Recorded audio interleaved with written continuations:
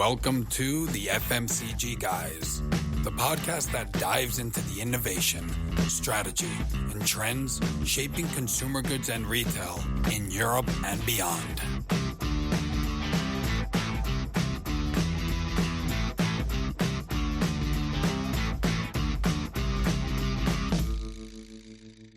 Welcome to the FMCG Guys podcast. I'm your co-host, Daniel Torres. When I'm not co-hosting this podcast, I am the Director of Executive Search at Dwyer Partners, headhunting candidates in retail and consumer goods, which is exactly what this podcast is about. And as usual, I'm accompanied by Efrain Rosario. Hi, Efrain. Good to see you. Hey, Daniel. Good to be with you as always.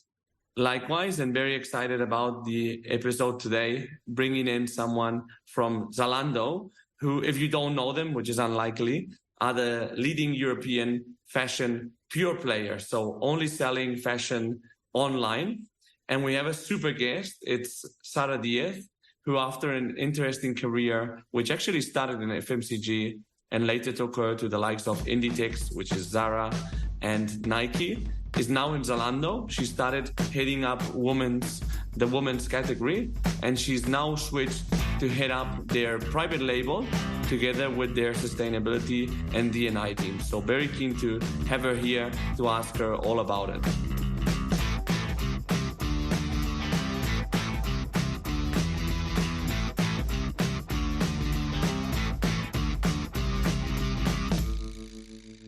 My name is Sara Diez, and I'm the Vice President for the private label business and the sustainability product business at Zalando. So today we will have a little bit of a better chance to explain what this all means.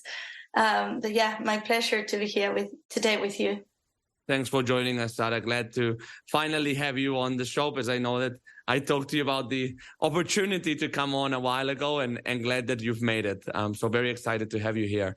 So the audience knows you a bit better. Obviously, you're managing private label at Zalando, which actually may come as something new to some people. I mean, I'm aware of Zalando private label. I know it's existed for a while and it's had some changes as well. And with time, Zalando is an online retailer, obviously better known for selling brands. So can you tell us a bit about your scope as head of private label and also the side role that you have as well? Sure. I think the story of private labels at Zalando is a very interesting one. So Zalando is a fashion marketplace in Europe. We currently operate in 23 countries in Europe. And it's actually the biggest fashion marketplace that we have. We have a very broad set of active customers. We have more than 51 million active customers, which is the equivalent of 10% of the European population. So that gives you a little bit of a sense of our size. And we also operate with more than 6,000 brands, third-party brands. So it is a big marketplace. And so you asked me about, so what's the role of private labels in this whole giant Zalando? So when Zalando was established 15 years ago, obviously as trying to build a platform, we couldn't have sufficient brands that were serving all the customer needs. And so it was particularly important to start by setting up your own private labels. And for a while, that was a really successful business, up to 15 brands at the moment. And it got to a point in 2019, an inflection point where, we are following a strategy of being a marketplace. We are operating with multiple brands. As I said, now more than 6,000 brands. Does it, the private label makes sense as a business for us, or how do we want to shape it up? And that was truly a great opportunity for us to think of private label as what we call right now our flagship for sustainability and D&I at Zalando. So the beauty of what we've been able to do is to kind of transform these 15 brands into a big reduction of brands to 6, but at the same time to keep like the most innovative solutions that we find in the industry for both sustainability and D&I to apply in our private label business, with the main purpose of creating best practices and learnings that we can apply to our third-party brands. So private labels at Zalando is not considered a space of competition, but a space of collaboration. Of course, those brands operate as a business, and of course, they have their own results and they need to be successful. But I'm happy to share afterwards with you some of the examples of some of the things that we're doing that are particularly interesting. So for me, particularly this challenge on leading now the private labels that has been shaped up with a very different purpose has been very exciting, because I have managed for Zalando the women's category, which was like the biggest part of the business with all these brands, etc. And private labels with this new purpose really provide us a new changes, like thinking about the retail industry right now. If you would start from scratch, how would you do it? And that is how I like to describe it. Like, I will create a business that has these core elements at the center. And is in principle a much better inclusive, but also less harmful business for the environment. So that is the main purpose. So, Sara, it's great to have you on. As somebody who has admired Zalando for many years, hearing them speak at many conferences, it's fascinating to hear you tell this story. I'm curious though to hear about your time when you first got into fashion.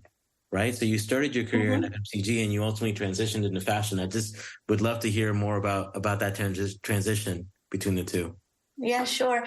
So I guess like many others, and I'm particularly a very curious person. And so I had a chance to live in multiple countries when I was studying. And then after I finished my university, I really had the opportunity to live in the US and Paris and do many different type of jobs, including some fast-moving consumer goods jobs.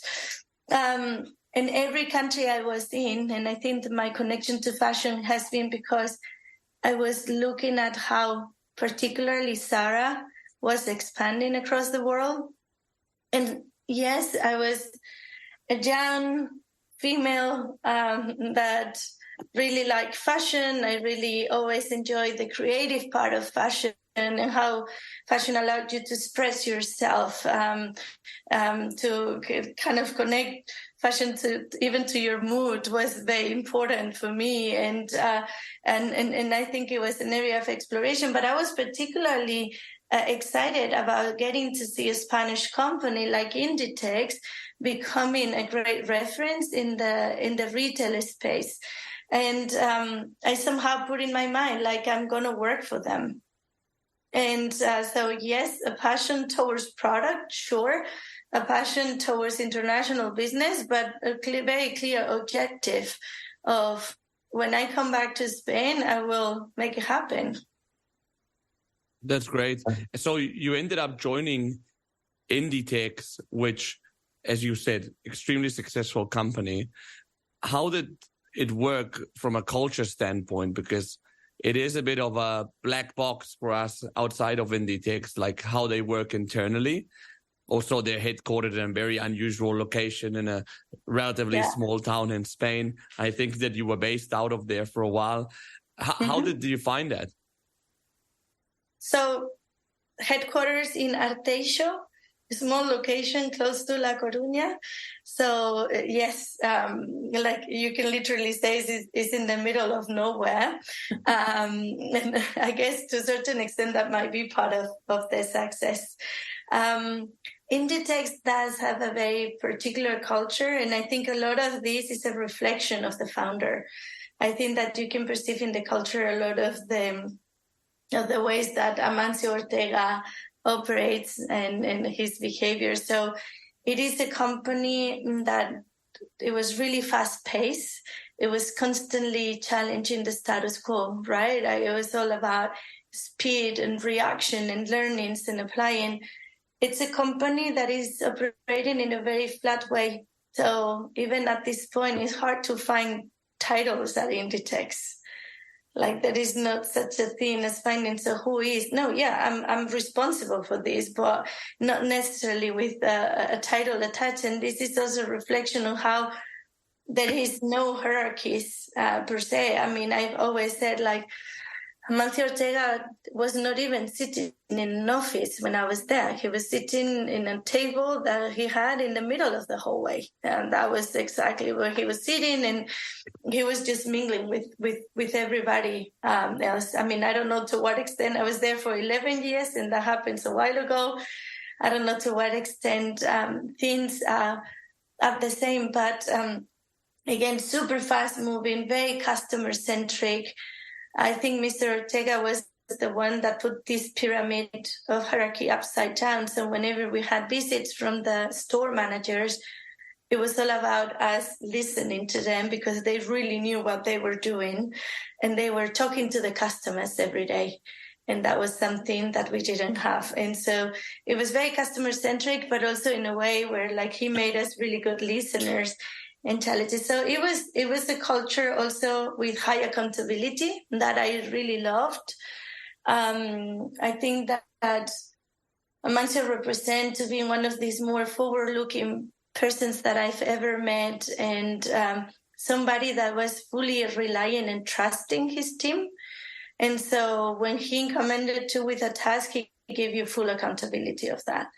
And when I remember my times at Inditex with the crazy expansion that Sara was going through, because I worked for Sara the whole time, it was crazy. It was like playing Monopoly. It was just like opening countries and opening stores all over the world. And I think about, like, okay, I was in my early 20s. How could I have, like, even that budget and responsibility? But that was the testimony of how it was. It's like, you have the ambition, you have the vision, I trust you, and just go ahead and execute. So it was very, very exciting, I would say. Yeah. Well, and it's if we fast forward in your career a little bit, then you also spent some time at one of the large or iconic consumer brands as well, in Nike. And I'm curious, how was that similar, different to what you just described the experience at Inditex to be? Nike was another amazing opportunity. I consider myself extremely lucky for being part of these great companies and successful stories. Nike was a little bit different than Inditex, I would say. There are a few similarities too, but also some differences. And I think that really also not only complemented me in my career, but I can tell you a little bit of those particularities from Nike. So Nike was a truly global company. So I'm not saying that Inditex was not operating at a global level, but it was still managed in a very Spanish way, if you want to say like that. Like, if you were in the headquarters, Spanish was the language. There were very few people at that time that were from another place. I mean, of course, that was changing over time. Nike was like a full immersion into a truly global established business with everything that it means, and particularly understanding and develop an empathy towards different ways of thinking, different cultures. And that was particularly important when you need to manage a team that is from all over the world. Like, you need to have a deep understanding on those differences and ultimately develop that empathy. Nike was great for celebrating success. I think that was also a particularity, maybe from being an American company, I don't know, but we were like cheering up all the time, from coming from Inditex, that it was never enough. We can do better. Like at Nike, of course, there was that ambition, but there was also a great time for celebration. And that celebration was really connected to teamwork. I think Nike is in the sports industry, and the sports industry is about teams. And that really transcended, in the way about how we operate. And finally, Nike was extremely great at storytelling, innovative products. Like, you're talking about Nike, and you still can have goosebumps when you see those Nike ads, right? Like it's truly best in class. And this is what the customers see, but internally, there is a great amount of investment also on creating these extremely engaging stories for all the employees that create that sense of belonging to something that was really cool. So that was also a super, super great experience for me. Yeah, I used to recruit for Nike in my first job. So you felt the power of the brand whenever you spoke with a candidate about Nike. It was like, wow, Nike. So I was able to place some great people there, thanks to the brand already opened the doors of of a lot of candidates that otherwise would not be interested in a move, right? Completely. I mean, you say Nike and the brand already means something to so many people that it's really great. Yeah. Yeah. And then I also know about Nike that the culture is, I mean, you were pointing to that, very strong, but you also need to have a great political acumen to be able to influence a very matrix organization. How did that experience of a highly matrixed organization with the one at Inditex, which was a much simpler organization in lots of ways, how did that shape you as an executive, but also as a leader? Because I know that you took on big leadership responsibilities in both companies. Yes, so that's probably the piece that where both companies were more different, as you mentioned. You know, Inditex, it was bringing things to very simple overview with very clear accountability that it was pretty much relying many times in one person. You know, you're accountable for this. Everybody knows you decide on this and no discussion. Nike was very complex. The matrix was complex and it was a matrix that was not only at a territory level, and I was working for the European headquarters. It went back to global level.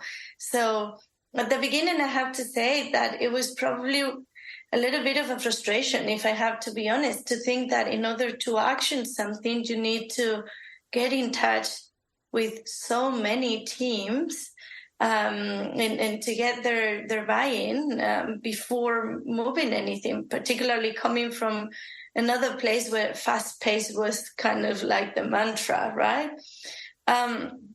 At the end, it's a really great learning. And I think that what you do realize is that if you manage to do this process in the right way, things accelerate afterwards much more because you were able to touch base with every single kind of area stakeholder that ultimately was should support what you were trying to implement. And so, yes, it was more tedious at the beginning, but at the end it drove very, very good results. But yeah, it really shaped up my leadership style different by also understanding that, oh no, it's more complex than me having this great idea. It's not about you. It's about the rest thinking if that is a good idea, if they can support it and how. So really, really great learnings from that experience. Yeah. Well, and I imagine too that it's probably served you well, as you've progressed in your career as well and continue to work with these large global companies. And I'm curious to get your perspective on, particularly with regards to e-commerce. Mm-hmm. What do you see as like your keys to success in terms of being able to engage teams, in something as fast paced as e-com for a company as, let's say, as nimble as Zalando? So e-commerce is a roller coaster, as you said, and we are also working on generations that are very different than mine. And so when you're working with 20-year-olds in this environment, is a nice mix. It's a nice mix because the way people get engaged nowadays is very different than before, and also like how to manage this very volatile sometimes business is also complex. I think that the beauty of e-commerce, one of them is that it allows us to be much closer to the customer. So I've been working in both, right? Like I work in omni-channel. I work for many years in more physical bricks and mortar spaces, and then I work in e-commerce for a while, not only for Zalando but also for Nike. And the beauty of e-commerce is because it did actually allow us to make better informed decisions when it came to managing retail. I think that the amount of data, well treated and preserving all the rights and everything, it truly allows to serve your business differently. So I think that we have moved from a lot of gut feeling in this business to move to a lot of data driven decisions, which is very interesting. It helps us out to predict trends and see what is coming, and not only relying on what happened. It allows us to do multiple of these things that expand the impact of what you can have as a business. And I think that is very interesting. It allowed us to be more flexible, and that developing flexibility is really key, because you can always showcase to the customer what they are demanding for much faster than changing a whole campaign that is going to every single door that you're working. So that kind of managing the flexibility, etc., is very, very interesting. And you have particularly asked me, like, how do I engage with the teams on this? I think that the teams are particularly engaged when it comes to test and learning space, and I think that e-com really provide great amount of opportunities. You can do tons of testing at all levels that you want. You can test a particular thing in one territory. You can test a particular assortment in here. And I think that is that kind of combination of like creativity with analysis and testing. I think this is very, very engaging. And I have to tell you that probably, and now particularly talking about the areas that I'm responsible for, I think that one of the ways that we've been more engaging with our teams is because of the topics that we're treating. So because we are really focusing on sustainability and D&I, these are particular topics that are extremely engaging. And so when you try to apply this to the online business, you have a great opportunity to shape and help customers to make better decisions when they are buying. You're able to offer certain information that otherwise they don't have, etc. So I think that a lot of the engagement that I have seen in the last years from, and I don't think this is only related to e-commerce, but of course it has also some impact on us, has been also for people that are much more purpose-driven, and they want to understand if the company that they are working for is doing something for a better purpose. Yeah, great way to attract talent as well, as you were hinting. That's good. I mean, I think that more and more they talk about young people. I think that everybody that's more wants a job that's more purpose driven than a good salary and making the company win, which is already a purpose within itself. But I think that a larger purpose also helps. So now that you've recently started this role managing private label on one side, and then we'll go on to the other parts of sustainability and D&I. But what is your vision for the private label business moving forward? Where do you want to take it during your tenure? Yeah, I think the vision of private labels, and I did touch base on that at the beginning, it is truly to be that flagship for Zalando. But I think that the bigger vision is that we can truly become an enabler for our industry to force positive change. Why do I say that? So Zalando, again, is in a very privileged situation when it comes to the amount of customers that we are serving, these 51 million customers at the moment, active customers, but also the amount of brands where we have a relationship with, which is a very large number of these plus 6,000 brands. That that big kind of like privileged position, it also comes with a big responsibility. So if we are making commitments as a company to become more sustainable and diverse, we really need the support of all these other players, not only the 6,000 brands, but also the 51 million customers, to really kind of trust us as a platform and really to make a difference. So we need these other brands to make sure that they embark with us in its journey of producing in a more sustainable way, that they are providing us all the information that is requested to be not only compliant, but we can offer transparency and build a trust relationship with our customers.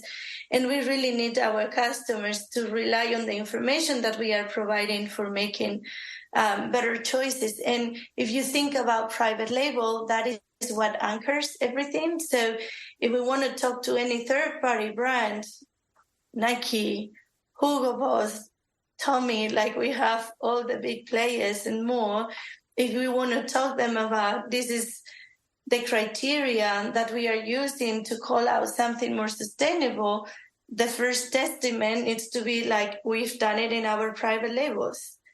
This is how are we producing our collections.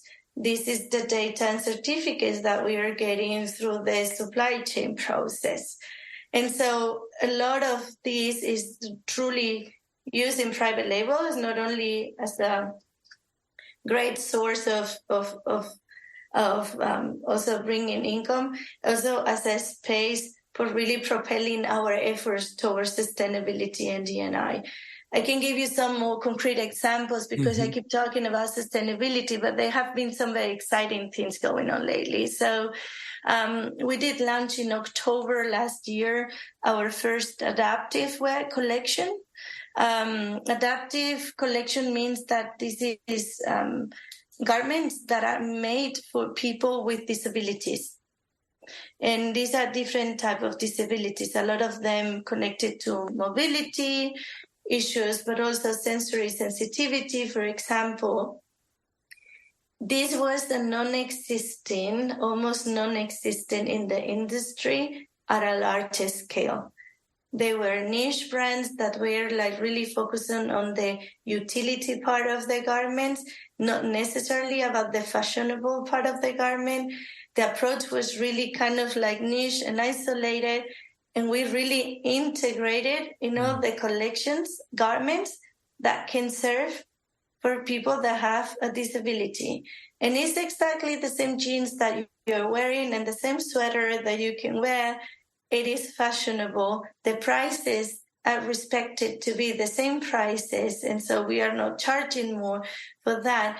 And the intention of creating this space was truly to foster a change in the industry towards becoming more inclusive. And more inclusive is, again, not creating isolated collection. It's first of all acknowledging that they are a great amount, 5 billion people worldwide that required this need, and the fashion industry was not at all addressing this and how to address it in a way that it was important. And again, it was important to address it in a way that I want to dress with the same fashionability that anybody else is dressing. It's not about that. So when we have launched this strategy, we did it together with Tommy Hilfiger.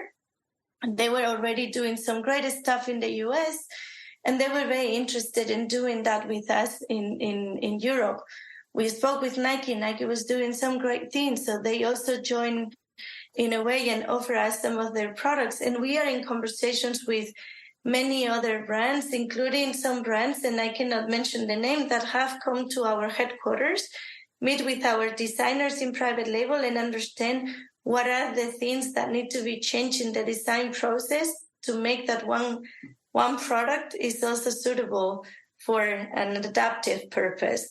And so that is, for me, a very clear example of some of the initiatives that we are driving, where beyond being the right thing to do, should be a great business, otherwise it doesn't scale. So that we need to take into consideration. And three, like it's intended to be a space of collaboration with these other players. Wow, I mean, it's really inspiring actually to hear you talk about that, and I'm actually really really excited to actually go and like Google it after this call. We'll drop a link in the show notes as well, so people can check it out for themselves. Well, Sara, like I said, it's really inspiring to hear everything that you're doing, particularly as you described the vision for your team at Zalando. And I think I speak probably for a lot of people in our audience that we're excited to see what's coming next on that front. We have one final question for you before we let you go. And it's a question that we ask all of our guests. And you kind of started to allude to it in terms you were talking about, you know, the start of your career and how you did a lot of very different things before you got into fashion. What would be the one piece of advice if you could go back in time and you could, you know, meet Sara at the beginning of your career? What would be the one piece of advice you would give yourself at that time? I would say be authentic. So be yourself. It's easy that through your career you enter into other companies and you might have the feeling that you need to speak in the same way that they do. And you might have to, particularly in my case, you know, I'm Spanish, I work in multiple places. And at the end, the authenticity comes with trust. And I think that just being yourself will really, really help you out. And if you are in a place where being yourself is not allowed, then you shouldn't be working there.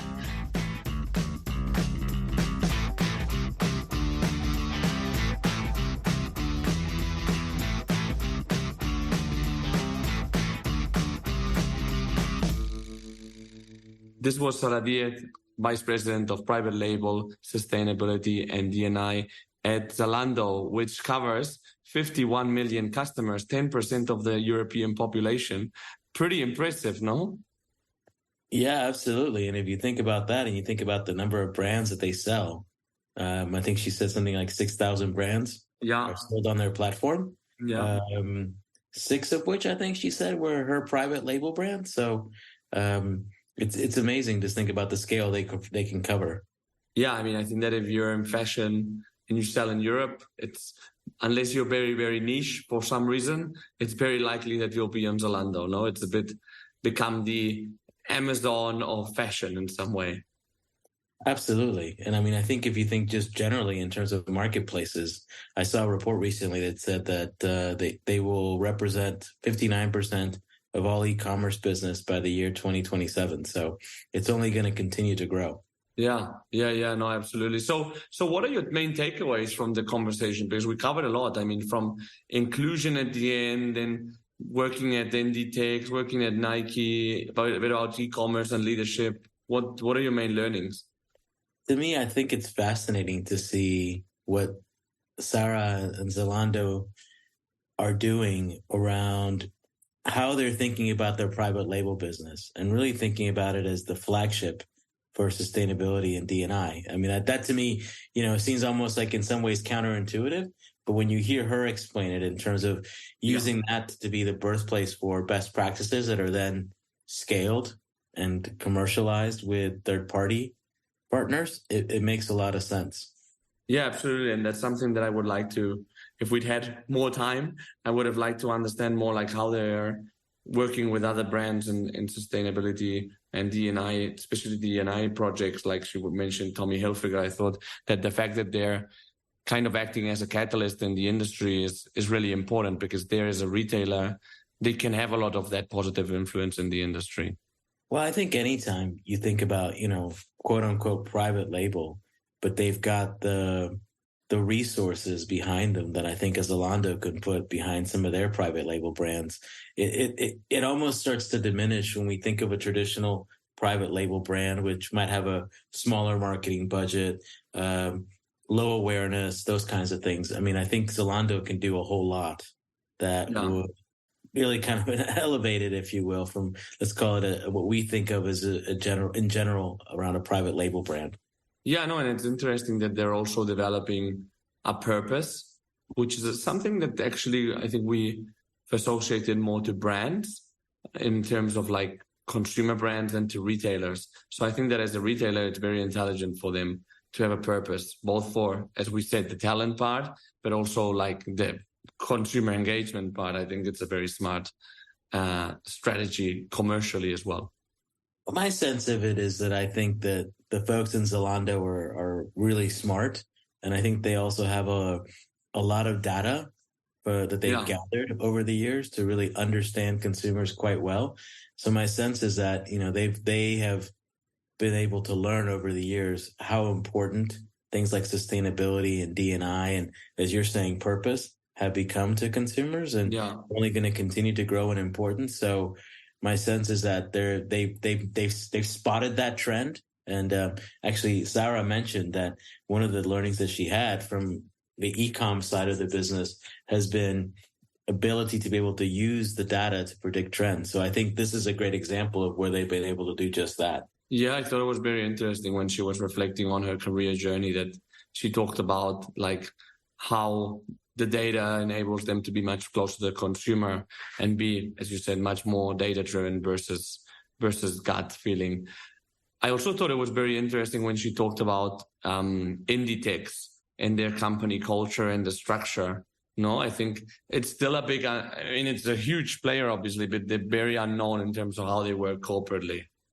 Yeah, it's interesting. As she was telling us about the experience of being, early in her career at Inditex and the amount of responsibility and accountability that she had. Yeah. And talking about the fact that the culture was very much derived from the founder and how he was also a big proponent of listening and listening to the people who were on the front line, if you will, with customers and consumers.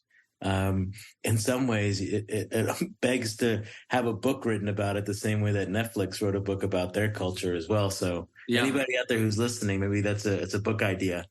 Yeah, unless it exists already, which it may. It may well be, yeah. Yeah. So, Ephraim, just one last thing we wanted to ask our listeners. Sorry, we're so customer and listener centric that sometimes we get the words wrong. You go ahead, Ephraim. There's just one thing we want to ask you, which is? Leave us a review wherever you happen to listen to this podcast. Leave us a review. Let us know what you like. Let us know what you'd like to hear more of.